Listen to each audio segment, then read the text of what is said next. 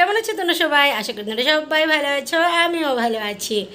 তাও তোমরা আমাকে একটু কমেন্ট করে জানিও কে কোথা থেকে আমার ভিডিওটা দেখো, তাহলে বুঝতে পারবো কে কোথা থেকে আমার ভিডিওটা দেখছে। তাহলে চলো এবার গিয়ে দুপুরে রান্নাটা সেরে নিই। আর দেখি আমার দিদি আসার কথা আছে, আসে কি না। ও বলেছে আসতেও পারে নাও পারে। কিরে, টিভির সামনে দাঁড়িয়ে দেখবি নাকি? হ্যাঁ, যাবি যা। দেখতে দেখতে এসে পড়লো আমার দিদি।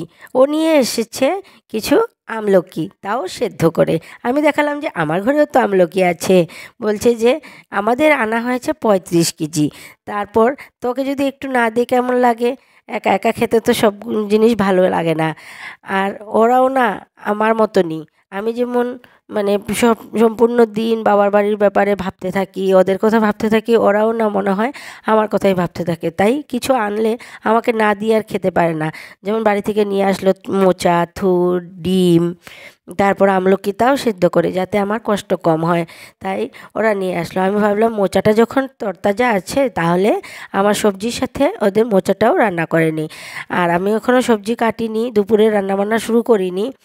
আমি তো রান্না প্রিপারেশনের জন্য নিয়েছিলাম চানার ডালের বড়া করব আজকে, যেহেতু স্যাটারডে, তাই নিরামিষ আমাদের। আর তাই আমি আলু কী করলাম, পটাপট করে আলু কেটে আমি এগুলোকে সাঁতলে নিলাম। আর রান্নার প্রিপারেশনের জন্য মোচাটাকে আমি বসিয়ে দিয়েছি প্রেশার কুকারে।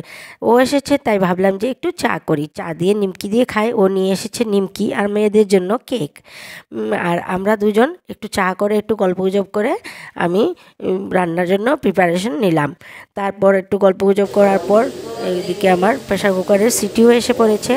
এই দেখো মোচাটা আমি আগে দেখাইনি, এখন কেটে আমি একটু সেদ্ধ করে নিলাম। এবার হাত দিয়ে একটু চটকে সাদা জিরে ফোড়ন দিয়ে আর সাঁতলে রাখা আলু দিয়ে আমি এটাকে এবার নাড়াচাড়া করছি।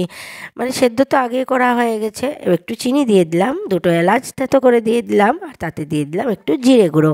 এবার আমার হয়ে গেছে মোচা রান্না করা। বাকি আমি রান্না করব বড়ার তরকারি।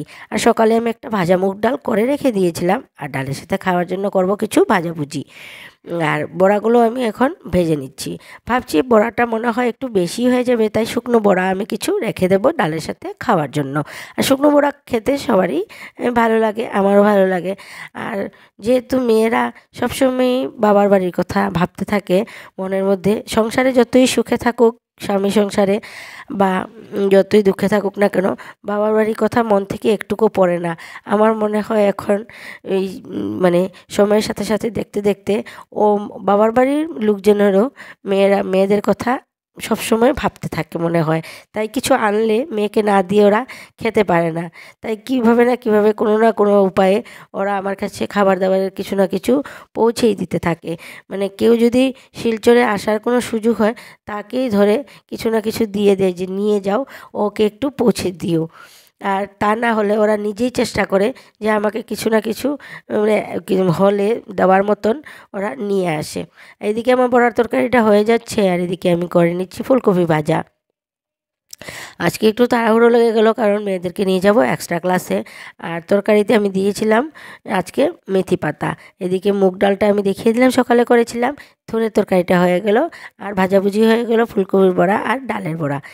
খাওয়া দাওয়া করে আমি চলে গেলাম এক্সট্রা ক্লাসে। আমার দিদি বলছিল যে ও বাড়ি চলে যাবে। আমি বললাম ওকে শুধু 3টে বাজছে আর আস্তে আস্তে তোর 11টা বেজে গেলো, এখন গিয়ে কী করবি? বস না, সন্ধে হলে যাবি ঠিকই। কেউ আসলে না তাকে ছাড়তে ইচ্ছে করে না, মনে হয় একটু বসলে একটু গল্পগুজব করলে একাকিত্বটা একটু কম হয়। আর ওকে নিয়ে আমি ঘোরাঘুরি করতে করতে এদিকে সন্ধে হয়ে গেল। মেয়েরা তো এখনও এক্সট্রা ক্লাসে আছে। তাই বললাম যে তুই যখন বাড়ি চলে যাবি, ও আমার ঘরে আর যাবে না এখন, তাহলে আমরা একটু চাটা কিছু খেয়ে নিই। তাই সিঙ্গারা আর চা নিয়ে নিলাম।